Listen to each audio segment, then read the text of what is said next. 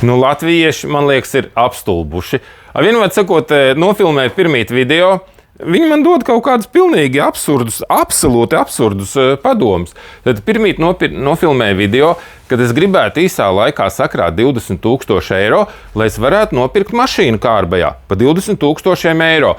Un tāpēc es pētu dažādus biznesus, kā tur pieņemsim, puisis maina starp daudzstāvenēm eļļu, kā no likumiskā viedokļa viņš to dabū un gatavu, jo kāpēc pie viņa nenāk kaut kā. Viņam taču jābūt servisam, tur vides dienesta atļauja par savā, kur viņš to eļļu liek, izlaiž turpat lietu notekā vai kā, vai kur viņš filtrus liek.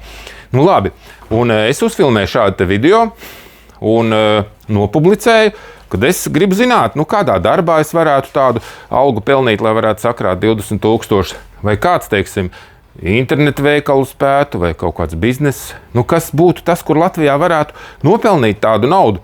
Un ko tu domā, ko nē? Komentātori man raksta, ka nevajag to naudu nopelnīt, bet vajag paņemt kredītu.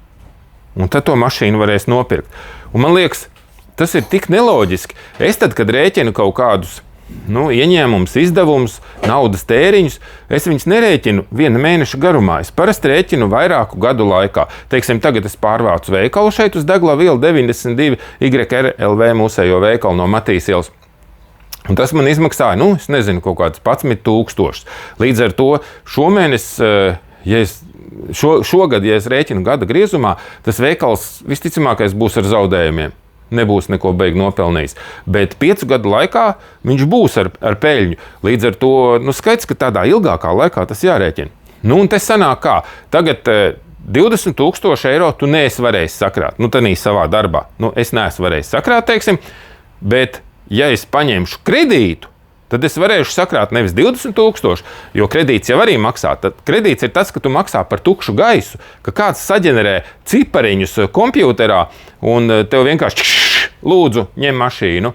Un tie ģenerētie cipariņi ir tā nauda kompjuterā, bet reāli jau neviens tev zeltā vai kupīrās neiedeva banknotēs to naudu.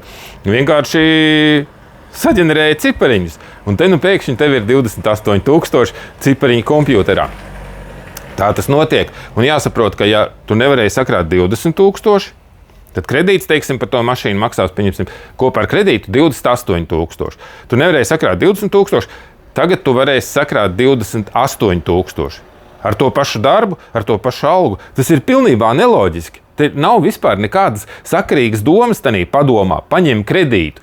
Kredīts tas ir dārgāk, jo jāmaksā par vienkārši tukšu gaisu šiem te augļotājiem, jo viņi neko vienkārši viņi ģenerē skaitļus, cipariņus kompjuterā. Un tanī pašā kompjuterā uzrakst, ka tie cipariņi no kompjutera ir iedoti tev, un tas ir tas kredīts. Bet tev jau pēc tam jāveic reāls darbs. Jāzāģē kaut kādi koki, jāatzaro, jāpļauj zāle, jāšpaktelē sienas. Es nezinu, ko tu dari un kādā veidā tu plāno to 28,000 nopelnīt. Ja tu līdz šim nevarēji sakrāt 20.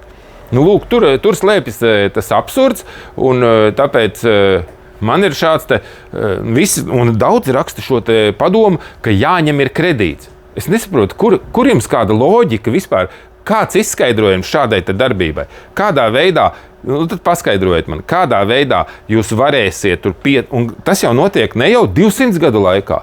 Tas ir pavisam īsā laika griezumā, 5 līdz 7 gadi, un tas ir pavisam nesen bija 5 gadi atpakaļ.